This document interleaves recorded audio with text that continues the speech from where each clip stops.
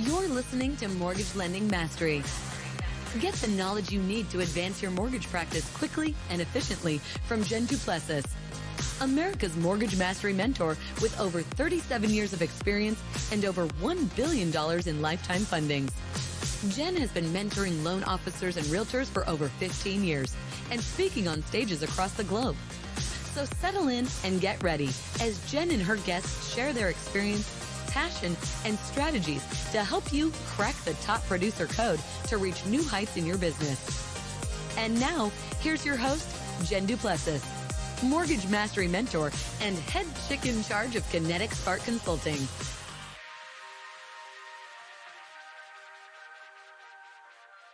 All right, welcome back to this episode of Mortgage Lending Mastery.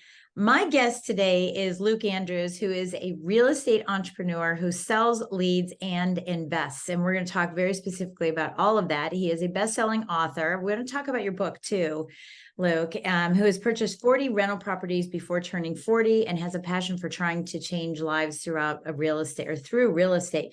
And that said, we want to welcome you to the show, Luke. Thank you so much for joining us. I love it, Jen. Really appreciate you having me on. I'm excited. Awesome. Well, listen, so we just discovered that the reason that we know each other is because we both spoke on a real estate summit. And so that was exciting. I know it was a whirlwind for me. It probably was for you because she had so many speakers on that thing. Mm-hmm. But and hopefully we can find a link to your, I'll reach out to her and see if we can't find a link to your presentation at that event as well. So we can put that here in the show notes. But I want to get started with, I love that it's really 40 by 40, right? That's a very interesting concept. I love hearing about that. But I want to talk first, and we will talk about that, but I want to talk first about what's happening right now in your practice, because in the green room, you just gave me a debrief. So give everyone else a debrief on that, on where you're from and, what your practice looks like right now as a real estate agent.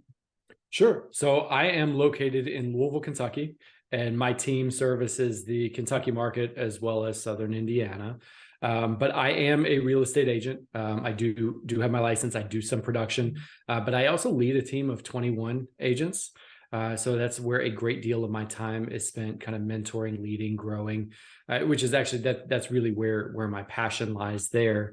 But I also have, as you mentioned, the investment side of my business, and then a small education side as well, with some books and courses and things like that. But like I said, it's really all about helping younger people in the business kind of grow, succeed, and ultimately thrive. Yeah, it sounds good. So you, managing, or because we're leading, right? But it is managing too. Oh yeah. Managing and leading 21 real estate agents. And you mentioned that, young people moving up in the industry.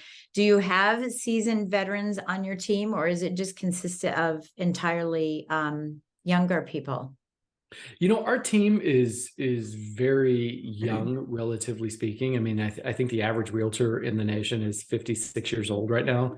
And the average agent on my team is probably 29 to 30. Wow. Great. With a lot of them being within their first really kind of two to 3 years in the business. On the longer tenured side, we've got some that are, 5 and 6 years. But a lot of them have had a great deal of success very quickly. I've got multiple agents on my team, something I'm very, very proud of, who we've been able to bring up into $200,000 in GCI in their first full year in the business, in a market where our average price point is below $250,000. Right. And we have interest rates climbing and inflation and all that stuff. And there's limited marketing. Yeah. So, all right. So why did you choose to go in that direction as opposed to, wanting to lead more veteran agents? What was the purpose behind that? I don't know necessarily that it was a conscious choice, but that's kind of how we started recruiting on the early side. That's who happened to be drawn to us. And then just so over time, we've created almost by accident an avatar. And like I said, I found a lot of fulfillment and passion within bringing the younger, less experienced agents into the business. And, we firmly believe on our team, I've got a business partner and a counterpart, and we firmly believe that we are the best place in our market to come in and learn. And then, so if we're going to provide the absolute best opportunities that are out there. And we just, like I said, it just so happens that we found a lot of people who are trying to break into the business, and we've been somewhat selective, but at the same time, we've also taken some really good flyers on folks. And so we've given some people some good opportunities to come in where, they may have struggled in other places, not having the resources that we're able to provide. Right. Okay. So let's talk a little bit about the onboarding process. You mentioned in the green room, we were talking about, getting this success early on. And that's really key, right? And especially if you're bringing, and I know plenty of real estate agents that range, in age, but are low in tenure, right? So they range in age. And, watch them struggle, try to help them as much as, you can as a loan officer. What is it about your onboarding process that makes it different? I know you said education, so I'm going to let you just answer this question, but walk us through your onboarding process, because it's obviously working. Well, let me tell you, I'll start by telling you what didn't work and kind of how the iterations that we've yes. Yeah. We started with a very, very loose onboarding. We didn't have a lot of guidelines. We were just kind of bringing agents on as we saw fit, and realized that we needed to put some structure around it. And so we thought, okay, well, let's look at our very best agents. Let's figure out, what does their disc profile look like? What does their avatar look like? And let's recruit to that and be very, very rigid in what we're doing. Mm-hmm. And we realized we were missing on a lot of really great people. But we expanded that out a little bit, but we didn't change the onboarding process. It was all, at 30 days, you need to be at point A, and at 90 days, you need to be at point B, and, so on and so forth. And it put a lot of people into boxes. And we started to realize that not everyone has the same goals to go out and do 50, 60, 70 transactions a year, that there are some that can be very successful doing 12, 15, 20 transactions a year. Right. Well, and especially with disc profiles, right? Everyone has different drivers. Yeah. And so we then opened it back up, and again, found ourselves in a spot where it's like, okay, now that the team is larger and we're trying to onboard 5, 6, 7 people at a time, and everybody is in different places or directions, we just didn't have a good handle on it. And so really what we've done at this point is we've kind of created 4 to 5 really kind of paths for different agents. And then so we can kind of fill people. We don't necessarily have to put them into a box. Right. But it also, it doesn't have to be a one size fits all, but it's also not a every man for himself kind of thing. Yeah. So we kind of help put them in paths to understand, like, okay, at 30 days, you should roughly be at this spot. At 60 days, you should roughly be at this spot based upon the path that you're on. And we've also helped a lot of agents thrive. We've leaned into the fact, because when you're training these new agents, the fear is that you get them so good that when they're finally profitable and they're not taking up all your time with questions, that they're gone, they're off on their own. Out the door. Yeah. So we were doing everything we could to hold on to them and try to prevent that. But when we let that go a little bit and really just kind of opened up the books and said, what do you want to do in this business? Do you want to go run your own team? Do you want to be a broker? Do you want to be just a top producing solo agent? Do you want to be leadership on our team? And then really help them build a plan specifically towards that. The agents were significantly happier. The culture was significantly better. And oh, by the way, our retention actually went up. Isn't that crazy? It's crazy. People, but they could feel that we actually cared about them, and that when we ran the numbers for them, when they were thinking about going out on their own, that they could actually trust that the numbers we're giving them are true. To say, okay, based upon your production this past year, if you went out on your own and you changed your split, this is what you would have actually made. And some of them realize that it's roughly a break even, and it doesn't make any sense to lose all the resources and the leads and the mentorship. And then some of them realize, I had one that said, I would have made $10,000 more, but it wasn't worth the headache, the risk, and the hassle for 10,000 extra bucks. Yeah. And the rebuild, right. And the rebranding and all of those parts too. Yeah. And I think that a lot of people, that we experienced that in the mortgage business too, is that they go out on their own, but they forgot that they have licensing and reporting. And all of a sudden they move from the position that they were in of being a CEO into a COO, and they don't have as much production. And even though, and we used to say, 100% of zero is 100%, whatever we said, 0%, 0% of 100, 100% commission. If you don't have any business, it doesn't matter. It doesn't matter. And and that can be a struggle. What do you attribute the one thing, if you could say there's one thing that makes the realtors that are coming to you successful, particularly in this market, and with them being new against, more seasoned people, what's that one thing that gets them over the hump? Outside of providing high quality leads, because I think that's kind of a given. I mean, for us, we are training them on how to have difficult conversations. Yeah. We don't have to train them on every specific situation that's out there, but if we just train them on how to look inside and to give them the confidence to have the difficult conversations, it puts them ahead of everybody else that's out there. I mean, 95% of people are afraid of confrontation. So if you just lean into that and we find a way to make you comfortable doing that, it's going to put you in the lead the majority of the time. But asking those difficult conversations on the front side, I mean, this from lending, if you're not asking asking those questions, that as we get towards the end and everybody's actually likely moving towards closing, all of a sudden something's going to pop up that should have been caught early on. Right.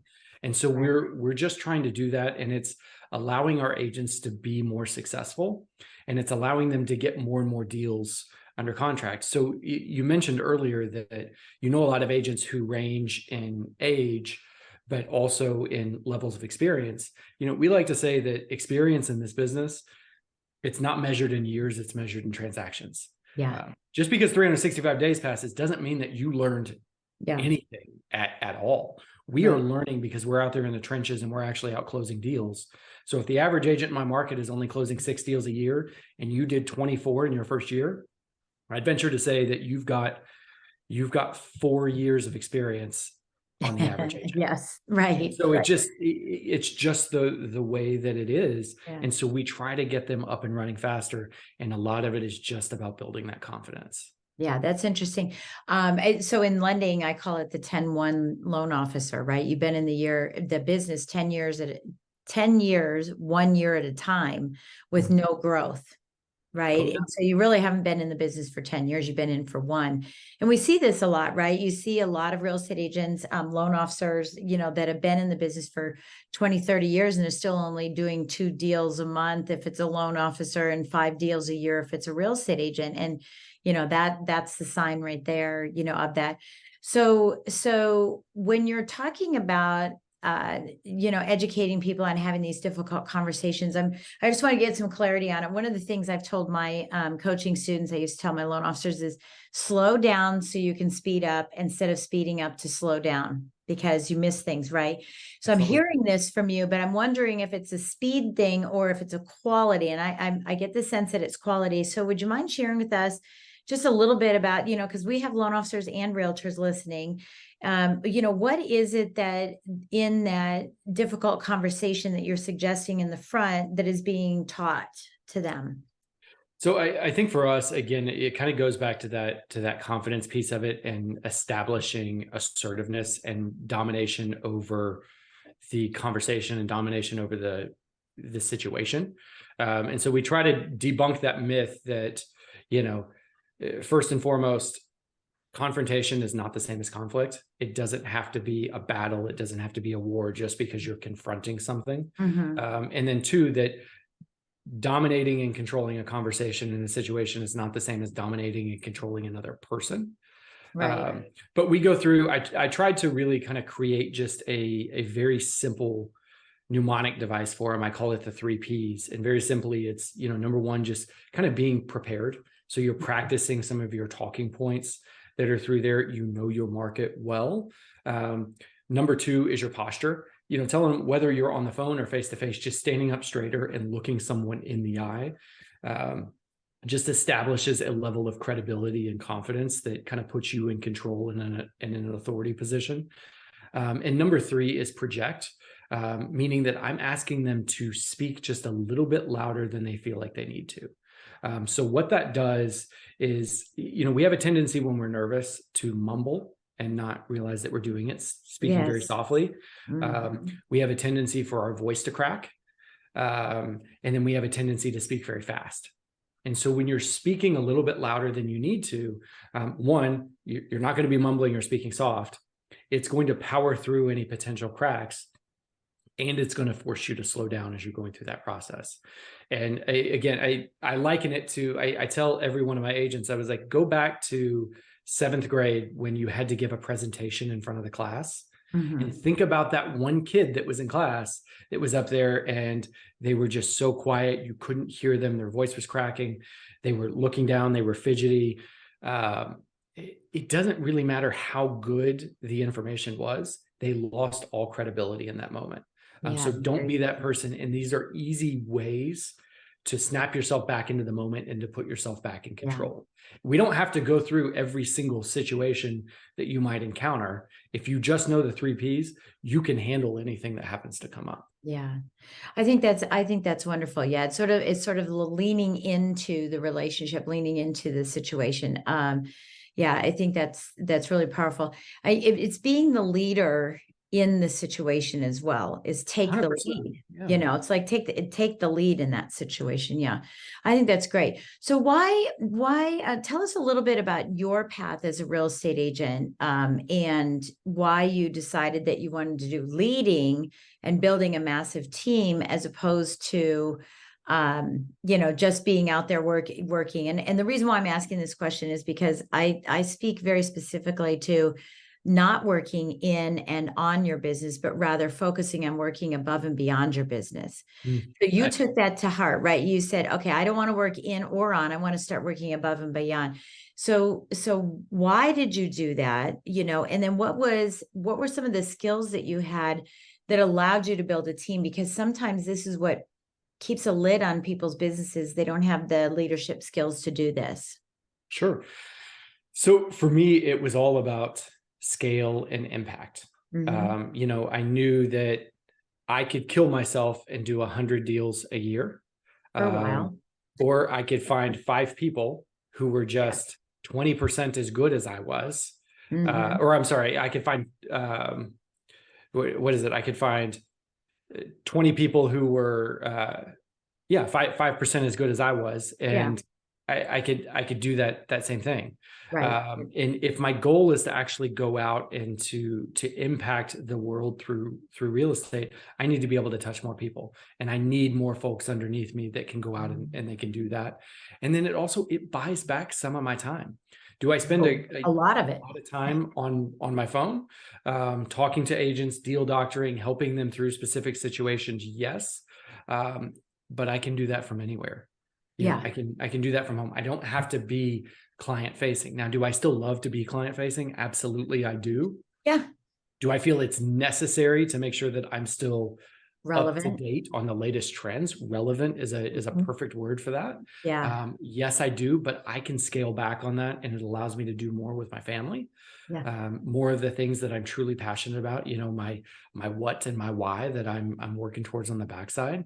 But again, it's all about kind of scale and impact for me, because how do I get out and how do I get in front of more people? Because I think this industry has a really low barrier to entry.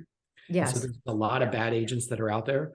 And the more that I can teach how to do this the right way, the more homeowners and home purchasers that are going to be impacted in a positive way based upon those that I've touched. And it's not just those that I've touched, it's who are then they turning around and touching. Right. I've heard it called spiritual grandchildren. A pastor mentioned that a while back, and he was like, it's not just who I'm preaching to, it's who are they preaching to. Right. It's kind of that same piece of it. And, how do I get my message out wider? Well, this is one way of doing that. Right. So the culture that you built then, tell me a little bit about the culture then. If I ran across somebody who's on your team, or, there was someone who came onto your team, what kind of culture have you created so that they're speaking your voice? And maybe they aren't, maybe they're independent under you. Maybe you can speak to that as well. But what does that culture look like? So the culture for us is very, very fun and collaborative. And it's something that we take a lot of pride in. We have a good time, but we're also extremely hard workers. We don't look like your typical agents. The majority of us aren't, I've got one or two that do want to wear a suit on a regular basis. A lot of them are, to be honest, they're hoodies and jeans, but they're going out and they're absolutely crushing it and taking down these, listings that are, 4x the average price point in the market, and they're outselling the average agent by 5x in the market, but they're doing it differently. We have opened up. We're very, very clear that there are multiple ways to do this business, that it's not just, hey, here is one road, one recipe for success, that there are multiple different ways to do it. We just have to get you to find your own voice. So you talked about how they're using my voice. Mm-hmm. This is more about me helping them find their voice. Oh, great. I empower them to go out and do that. And again, it goes back to the very beginning of, they can tell that I do truly care about them. I care about their families. I care about their businesses, and I care about their future goals and visions. And as long as our values are aligned, I'm out there. I'm never going to hold an agent back. I want to go out. I want to build the business that you want. I don't want to build a business for you that I want for you. I want to build a business for you that you want for yourself.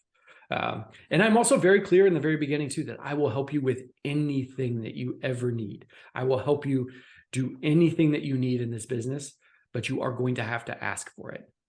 Part of it is the exercise of asking, but part of it is also the way that we do things with our training. And not everybody is in the exact same boat at the exact same time. We don't always know exactly where you're struggling. So if you ask, we can help you, but I can't be the one pushing here. I'm not going to drag you across the finish line. You are going to have to step up, and you're going to have to do this for yourself. And, everybody is clear on that during the interview process, through the onboarding process. Everybody's gung-ho about it. But once they actually get in there and start practicing it, they realize it's not for them. And hey, there's no hard feelings. This probably isn't the right spot for you. Yeah, that happens too. So what was your background and that allowed you to, become a good leader? Because not everyone can be a good leader. They hire one person and then they finger point at them and say they were terrible instead of I wasn't prepared. So what did you bring to the table that allowed for you to have the leadership skills that you needed? And the second part of that question is, what are some of the struggles that you had as you went through that process of hiring your first and then your second and your third and then retracted and then went forward again? Tell us a little bit about that process.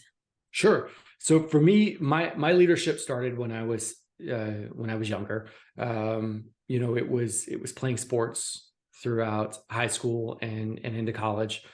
So I was a soccer goalie, and, that's one of those where I've got the best vision on the field because I can see everything. And so I got very used to telling people exactly where to go, what to do. Right. I got comfortable in that role very early because I kind of had to be.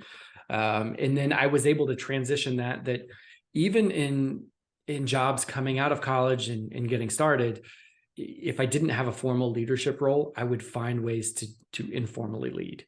I was just finding areas where I could provide value and finding, and a lot of it was just like, hey, we've got a new employee coming. I was the first to volunteer to kind of show them the ropes from our side. And so that really built up some great skill sets through there. I did some sales jobs, and then really I moved into strategic marketing and data analytics. So I was in the corporate world, but I was in a spot where I was looking for leadership in the corporate world, and there weren't any leadership positions that were coming. In fact, they were actually contracting some of those. But I went through and I built a plan and a proposal for, hey, I want you to let me build this team. And I think it can benefit with A, B, C, and D. And it took a long time to get that up and running, but we eventually did that. And so I was able to start that team from the ground up. And so I was able to translate those skills as I moved into the real estate side. Now, as far as the challenges that you're asking about, I mean, there's new challenges every day. I mean, I've been in the leadership side now for 5 years in the real estate space, and there are still challenges that we come up with because we're constantly A/B testing and figuring out like, hey, we don't have it all figured out. Have we built a better mousetrap than everybody else? Yeah, I think so. But that doesn't mean that it is a perfect mousetrap. Right. We're Right. going through and we're constantly changing and figuring out things that do work, things that don't work, and how do we put all that together. I mean, I think for us, the biggest challenges along the way were not having a good process. If I would have, Right. knowing now what I wish I would have known then, I would have built the infrastructure before I built the team. Yes. Yeah. And so having that infrastructure in place, now you can't build it out too big because you don't know exactly where it's going to go. But, we really we kind of flew by the seat of our pants, which is great. And we made it work because we're hustlers. But, we didn't always have the right infrastructure in place. And there were some growing pains, and it caused some issues with some of the agents that were out there. And we probably lost a couple of good people. Yeah. However, we have lived, we have learned, we have built that infrastructure, and now we've got an infrastructure in place that could sustain us if we were to grow by 50% tomorrow. Yeah. Yeah. Well, which I'm sure you tested during, the first year of COVID when everybody was doing, had their best years ever. And it's interesting that you said that about process. It's a big piece of what I coach on for people, as part of the scaling is having that process in place, because that's a preventer as well. As soon as you start scaling, you don't have all the systems in place. Everything's in your head. You can't hire people. I'm sure that was part of it, as it is for everybody. And I think this is what makes your team so attractive to potential, people, is that you really have a plug and play system, and you've bent time, right? We can bend time for your success because you don't have to build the process. We already have it in place. You just have to learn the process as you go. So now, are you an independent real estate office? No, we're actually under the Remax franchise. Under Remax. Okay. I was just curious if you were part of a bigger brand or if you were just your own brand in there. And of course, and I get that because, no matter who I worked for, it was always my team name that led everything, Oh, and I wanted to ask you another thing. You said something about sports, and I've interviewed, thousands of people.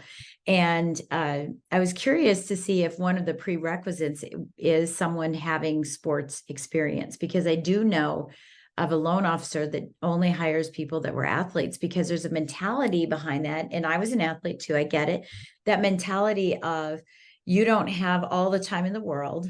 So you have to study and you have to practice, and you have to study and you have to practice. And it just seems that they're much more driven or drawn to success.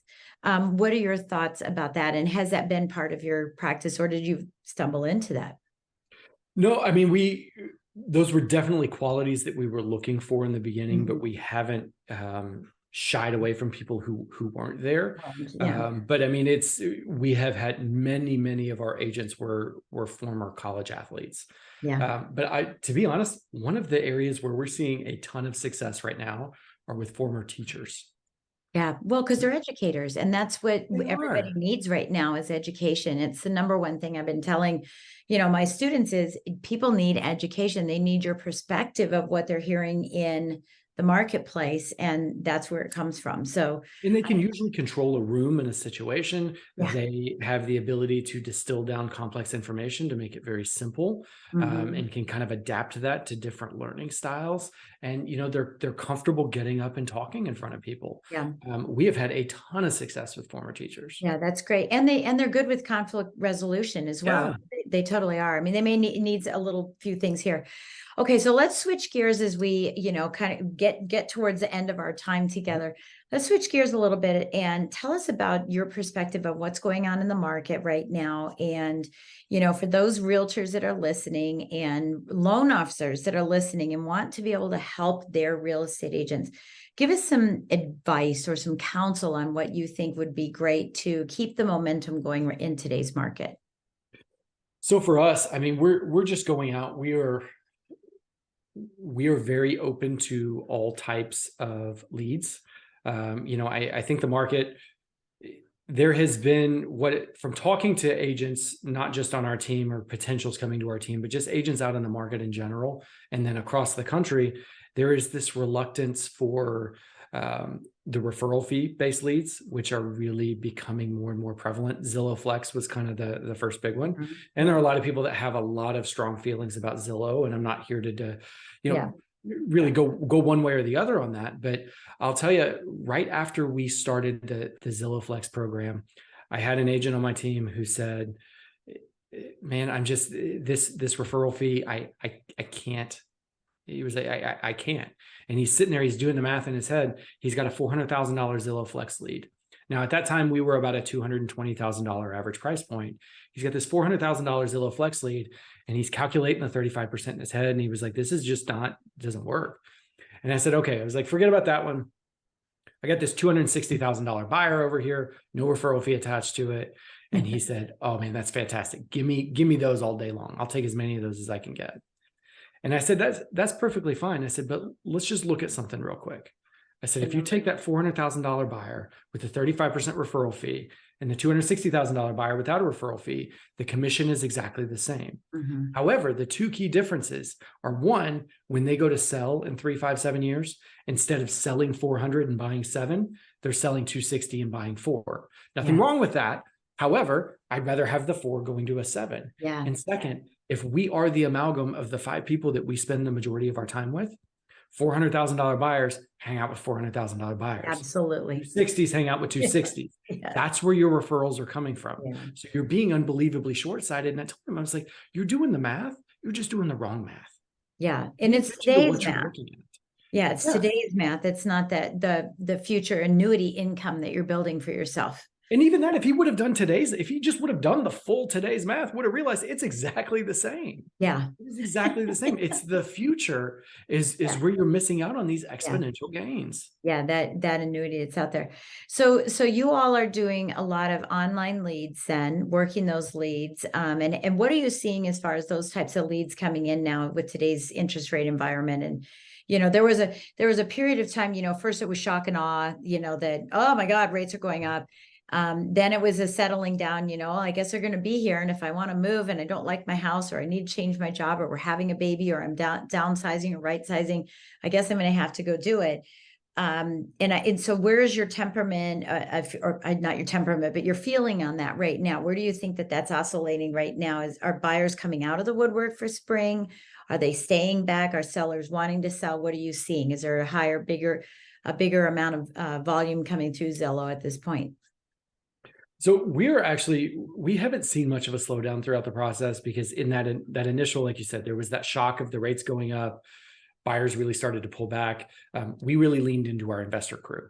So Right. we've done a good job working with investors over the years. And so we leaned into them and we're like, hey, you've been kind of forced out of this market over the last couple of years. Yes. Now is your time to attack. Yeah. And so we had that. And then as buyers really started to realize, like, hey, these rates may be around here for a while. Do I stick around? Do I not stick around? What am I looking at? We've leaned into the economics conversation of supply and demand. Yeah. And just like, hey, our supply is still very, very limited. Demand is still relatively high. I don't see anything coming in the near future that is going to change either one of those. So if we know that prices are going to continue to rise over the next 6, 12, 24, 36 months, why not go ahead and get in now? You've got an opportunity to refinance down the road. The only difference is you get to take advantage of that appreciation as you're going through. You can upgrade now less expensively than you can in 36 months. Yeah. So let's kind of lean into that conversation. And if at the end of the day, it doesn't work for you, it doesn't. Yeah. You're never going to push somebody outside their comfort zone. But at the same time, we're going to make sure that they have all the facts, because what I don't want to have happen is in 36 months, the rates are still the same. And they look at me and say, hey, why didn't you push me into buying that house? Right. Right. I could have bought it for $350 and now I got to pay $5. Yeah. And you probably hear this from a lot of lenders too. They're saying date the rate, right? Marry the home. And someone added another part to that I can't remember right now, but they're saying, yeah, look, it's just, I'm sorry, what? Divorce the rent, date the rate, right? Date the rate and marry the house. And, and I think that is part of the education that consumers need to understand, that cost of waiting. But herein lies the issue. And so I want to see how you're addressing this on the listing side of things, is that, yes, we can educate buyers to want to pull the trigger, get approved, and then they can't look at anything because nothing's on the market. So how do you be the straw that stirs the market to bring more listings in? Because I know as a seller myself, in the position I'm in, where I'm saying, okay, I want to sell my house, but where do I go? Yeah. where do I go? And there's no, rent back that allows for me to stay in my home while someone else buys it. We're doing a couple of different things. I mean, one, we're doing our very, and essentially kind of flipping that conversation, like, hey, that's why we're having more and more of these conversations with people like you, is to bring more inventory to the market. We're working very closely with some good quality builders that we know, and bringing them into the conversation earlier. And then just letting people know, like, hey, there's all kinds of different options. Let's test the market and see where we are. And again, if at the end of the day, if it doesn't make sense for you, it doesn't make sense. I'm not going to be able to magically just throw out all kinds of inventory that's out there and just magically solve this problem overnight. So the best that we can do is just try to work with it through the ones, and let we do some reverse contingencies, where, the seller has an option where their contingency, it's contingent on me selling if I find something else that I can turn around and buy. So we're trying to get just a little bit creative through that piece of it, but most of the sellers that we have are people that really need to sell. And then we're focusing a lot on the downsizing market, those who are kind of 55 to 65 looking, they've been in the same 2-story house for forever. They've got so much equity in the property that, they're not as rate sensitive when they go to buy. And then, the amount that they get, they're able to make a few more concessions in that instance. And so trying to create some additional inventory that way. But it takes a lot of different pieces. Yeah, it's not one path now. I say this, I have a client who is a real estate agent, and I keep reminding him that he's a real estate agent, which means all things real estate. It doesn't mean just condos, just purchases, just buyers, just sellers. It's the investors. It's kind of the quirky deals that are out there now. We have a lot of non-QM financing, right? Expanded financing options that are out there now for clients as well. And it's re-engineering this and thinking differently about it. It sounds like, you're kind of dabbling in all of these things to test whatever's going to work, because, it's be there for when happens, because it's going to happen. It is. And we're not necessarily, and we are testing everything, but we've got our toe in several different ponds, because I think it takes that anymore. One, because there's a lot more ponds than there were 3 to 5 years ago. And 2, because not all of the pond, there's not a single pond that is just so overly stocked that now we have to have multiple sources. And then also having multiple sources, it allows our agents to be able to kind of pick and choose which ones work better for them. I'm saying, hey, you don't have to go out to every single one of these. You can pick your top 2 or 3 that work really well for you. Because we have some agents, that'll say, oh, this particular lead source is phenomenal. I've gotten everything from it. Says no. Another one, that'll tell you it's the worst thing they've ever done. Perception's reality in that standpoint. Yeah, I think that's it too. So for those listening, what advice do you give them? What counsel would you give to somebody right now who's feeling like, hey, I'm still fishing from a dried up pond, right? And I'm complaining about it, but I'm not looking around and going, hey, there's some other options. And of course, there's shiny object syndrome versus strategic approaches, right? But for someone who's doing that now and they're saying, I just don't know. I don't know if I can make it through this. What do you tell them? I tell them, take a look at your, the easiest way to change something is to change your environment. And so sometimes that means maybe you're not in the right spot anymore. Maybe you're an independent agent who needs to consider going to a team, taking a smaller split. So you and I had this conversation just 20, 30 minutes ago, where it was like 100% of 0 is still 0. Yeah. And so maybe you come off of that 95-5 split where you're not getting very much out of it, and move to a 60-40 or even a 50-50 if you're going to be able to do 20, 30 transactions throughout the year. because not only are you increasing your income, but you're also increasing that level of experience because and your database, right? Which is your annuity income, because just because you're doing one, it's not one and done. You want to do one and one and one and one and one, right? And so the more opportunities that you have out there. And I think, do you also think that, this is a mindset as well? Because you've seen the commercial, a body in motion stays in motion. And I think that, mindset that stays in motion, or that starts in motion and keeps in motion, continues. And I think that that's where a lot of people are just saying, well, I'm just going to sit back, and I've been calling it hibernating, right? Don't hibernate, hyper focus. And a lot of people are just hibernating. I'll just wait till everything kind of goes away. And then I'll come out and I'll merge and I'll stretch. And then I'll realize, oh my gosh, everybody's been working. So I think, keeping yourself active. So if someone is making that transition, maybe they're not in the right place, or doing some searching and looking at that, what are some steps that you would recommend to do now that are different from in the past? In the past it was, well, I think I'll be a listing agent now, so I'm just going to start doing listings. Strategically, it has to be different nowadays. What would be a step that would ensure success? Well, I think surrounding yourself with quality, like-minded people. So I think masterminds are more important. Yay! I'm glad you said that. Because it's you need ideas from a lot of different places. So we kind of talked about all of those ponds, that there's not a single pond any longer. You have to be in all of them. And then working through these masterminds, you're getting sometimes firsthand looks into some things and seeing, hey, what's working for you? What's working for you? And it doesn't have to specifically be in your market. For me, I go look at markets that are similar to ours. Louisville is very similar to a Raleigh, North Carolina, a Huntsville, Alabama, things like that. So I'm looking to see who are successful agents there and what are they doing? What's working for them? I think the masterminds are very important. And I think being open and willing to make some changes. You have to let go. Do you think that's part of it? It's like, what's that? What is the monkey, that baby monkey, that little monkey, that it reaches in for the peanut, and once he has it in his hand, they capture him, right? Oh, that's right. Yeah. Yeah. They capture him because he won't let go of the peanut. All he has to do is let go of the peanut. Right. And so sometimes that's what happens, is that we're so attached to a methodology or a strategy that we've used for years and years that worked.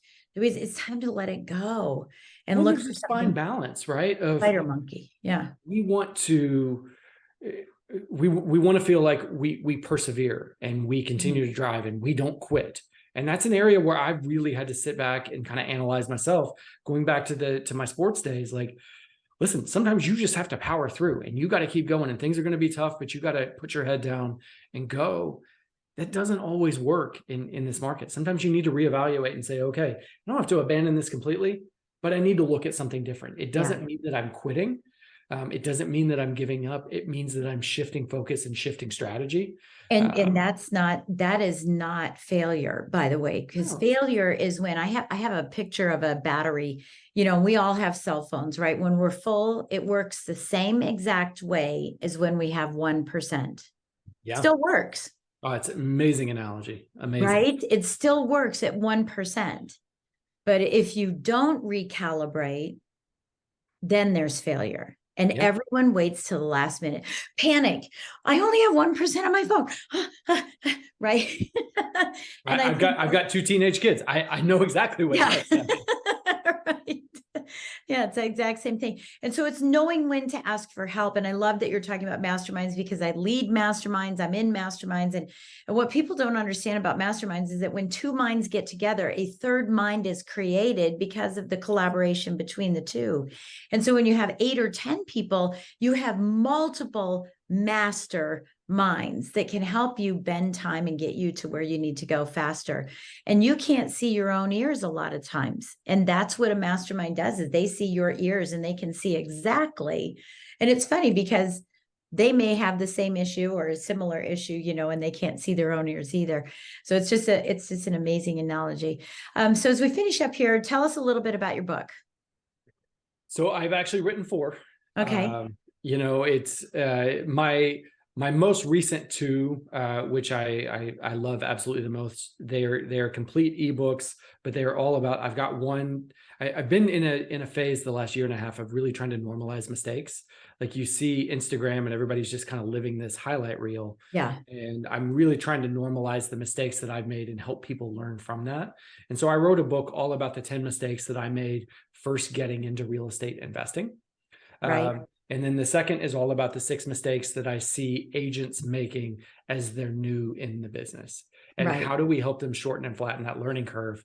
Because, if 90% of agents are gone 5 years into the business, how do we get you to 5 years in one day to where your success is virtually guaranteed? Yeah. And so it's really just trying to eliminate some of those big costly mistakes to make sure that you can stick around. Yeah, beautiful. And I know we have the links for that. So we'll have them here in the show notes so that everybody can get them. I actually printed the 6 mistakes that realtors, that real estate agents make. I haven't read it yet, but I printed it because I was doing some your travel. Expectations low. And I tell people too, like if you're part of the grammar police or sentence structure, paragraph structure, you're probably you're in the wrong spot. Right. I write like I talk. It's just, I'm not an English major. So I do the same thing. I think my 19th book will be released here in May sometime. And it's the same thing every time. I write exactly as I speak, and it's amazing. Okay. So last question for you today is, what are you reading right now that's inspiring you, or what is I don't want to say a strategy, but a habit that you're creating that keeps you going, to continue to keep that level of energy up? So for me, just finished Shoe Dog, which I read about once a year, which I think I look at Nike and how they should have been bankrupt 47 times. Right. And then they just continue to persevere. And the other thing, I heard a quote by Kevin Bacon recently. Kevin Bacon, if you think about it, he's been in Hollywood as a mainstay for 40 years. I know. Like Footloose came out in 82. Yeah. And so they asked him, they said, what's the secret to longevity? And he thought about it for a second. And he said, there is no secret to longevity. Longevity is the secret. That sometimes you just got to keep going. You got to keep going about it. Just keep swimming. Yeah. It's just going back for me. It's reaffirming my priorities and my passions and just sticking with it. And that's how I guide my decisions on a day-to-day basis. Am I moving towards my passions? Am I congruent with my values?